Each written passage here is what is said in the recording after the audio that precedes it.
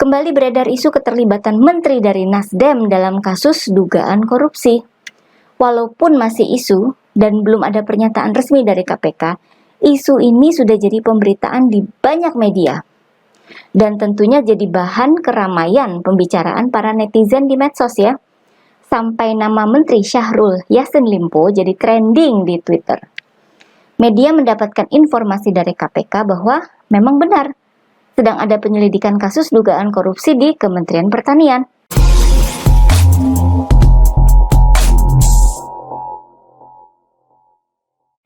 Halo guys, kembali bersama saya Nina Nur. Kita akan mengulik dunia politik dengan awas, waras, dan cerdas. Media sosial saat ini diramaikan oleh isu korupsi yang diduga terjadi di Kementerian Pertanian. Menteri Pertanian Syahrul Yassin Limpo juga diisukan bakal jadi tersangka sebagai hasil dari proses penyelidikan kasus tersebut. Isunya sendiri sudah sangat santer ya, karena diberitakan di berbagai media, walaupun sifatnya masih disebut sebagai bakal. Jadi belum sama sekali ada pernyataan resmi dari KPK tentang status sebagai tersangka. Saya bicara apa adanya yang ada di berita ya, nggak dikurangi atau dilebih-lebihkan. Saklek sesuai liputan berita di media yang bisa dicek ya. Korupsi itu sebuah tindakan kejahatan. Saya kira di semua partai politik ada saja kadernya yang kena kasus korupsi, namanya juga manusia. Ketika ada kesempatan, kalau nggak kuat iman, ya tergoda dan berbuat korup ya. Tinggal bagaimana pihak partai politik menyikapinya. Misalnya, kita lihat saja rekam jejak Partai Demokrat. Partai yang pernah merilis video yang terkenal hingga sekarang yang mengandung kata-kata "katakan tidak pada korupsi". Video ini dirilis dalam rangka kampanye Partai Demokrat pada pemilu 2009. Namun, belakangan jadi bumerang karena bintang video itu justru kena kasus korupsi. Seperti Ketua Umum Partai Demokrat saat itu, Anas Urbaningrum, Andi Malarangeng, dan Angelina Sondakh. Artinya, Demokrat tidak sesuai dengan iklannya ya. Ditambah lagi dengan adanya ganjalan dalam kasus korupsi Hambalang, yakni tidak diperiksanya anak SBY, Edi Baskoro Yudhoyono atau Ibas, padahal ada dugaan kuat keterlibatannya dalam kasus tersebut. Bahkan saat itu KPK sempat dituduh memberikan perlakuan khusus pada Ibas oleh kubu Anas. Ini ganjalan yang tidak pernah tuntas ya, namun imbas kasus korupsi ini sudah dirasakan oleh Partai Demokrat. Citranya ambruk di pemilu-pemilu selanjutnya, angkanya merosot tajam. Nah, di PDIP juga ada kadernya yang terjerat kasus korupsi. Misalnya, kasus korupsi yang menjerat mantan Menteri Sosial dari PDIP, Juliari Batubara. Itu angka suapnya mencapai puluhan miliar rupiah. Sikap PDIP ya mendukung langkah KPK dan menghormati proses hukum yang berlangsung. Tidak seperti Partai Demokrat, angka elektabilitas PDIP sesudah ada kasus korupsi itu masih tinggi ya. Saya kira kemungkinan besar juga karena ada pengaruh kuat dari kinerja Presiden Jokowi. Walaupun ada kasus korupsi, masyarakat bisa melihatnya sebagai kasus individual ya. Bagaimana dengan Nasdem? Ketika Menkominfo yang juga Sekjen Nasdem, Johnny G. Plate ditetapkan jadi tersangka korupsi proyek infrastruktur BTS senilai 8 triliun rupiah. Nasdem malah jungkir balik membela Johnny G. Plate. Selain menyediakan bantuan hukum, Johnny G. Plate juga tidak dipecat dari Nasdem.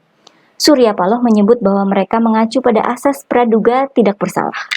Artinya, Nasdem tidak percaya akan kebenaran kasus korupsi itu.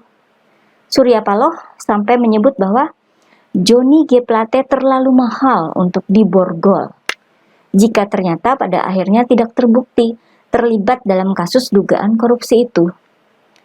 Terakhir itu ya pada awal bulan Juni, Nasdem menyatakan akan mengajukan pra-peradilan ya, yang kemudian dijawab pihak Kejaksaan Agung bahwa Kejagung siap menghadapinya. Namun, pra-peradilan ini akhirnya batal ya, karena pihak Kejaksaan sudah melimpahkan kasusnya ke pengadilan. Yang menjadi pertanyaan publik adalah ketika melihat rekam jejak Nasdem beberapa tahun lalu, seorang kader Nasdem yang juga menjabat sebagai Sekjen Nasdem pada waktu itu, Patrice Rio Capella, juga terkena kasus korupsi, di mana Rio Capella ini menerima gratifikasi dalam bentuk uang tunai sebesar 200 juta rupiah tahun 2015 itu ya. Rio Capella kemudian mengundurkan diri dari Nasdem dan dari jabatannya di DPR RI. Waktu itu, Surya Paloh tidak mempermasalahkan kasus hukum itu. Surya Paloh menegaskan partainya menghargai dan menjunjung tinggi penegakan hukum. Bantuan hukum yang siap diberikan Nasdem pun katanya bukan untuk membebaskan Rio Capella dari jeratan hukum. Nasdem tetap meminta Rio keluar atau mundur dari partai. Gak ada omongan asas praduga tidak bersalah. Gak ada tantangan kepada KPK untuk membuktikan bahwa kadernya tidak bersalah. Gak ada omongan bahwa Rio Capella terlalu mahal untuk diborgol. Macam kasusnya Johnny G. Plate ya. Sehingga akhirnya publik pun sempat mempertanyakan kenapa perlakuannya jadi beda. Apakah karena beda nilainya? Kasus Rio Capella itu kan hanya 200 juta rupiah. Sementara kasusnya Johnny G. Plate kan mencapai 8 triliun rupiah.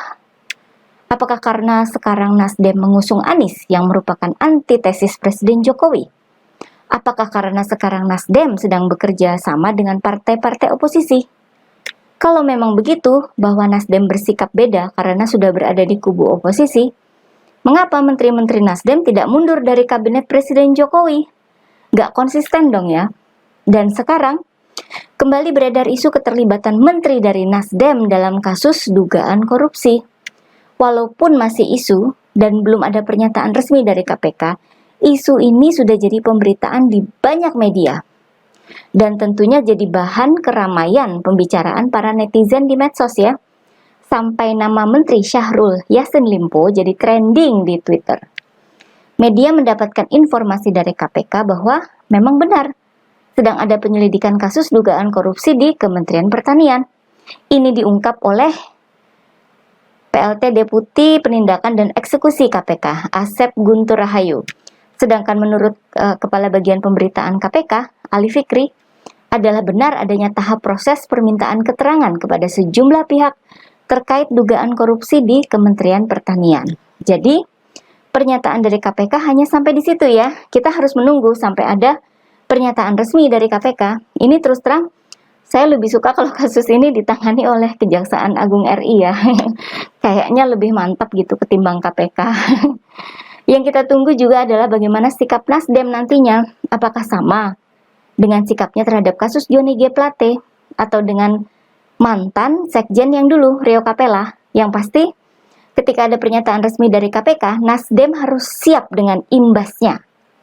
Apakah Nasdem akan tetap mau bertemu dengan Puan Maharani dari PDIP seperti rencana semula, atau Nasdem akan menjauhi kubu Presiden Jokowi? Pertanyaan-pertanyaan ini bakal menarik karena juga akan menentukan nasib capres yang diusung Nasdem, Anies Baswedan. Oke, kita ikuti saja perkembangannya ya guys. Jangan lupa like dan subscribe channel Siwur TV ya. Kura-kura memang juara.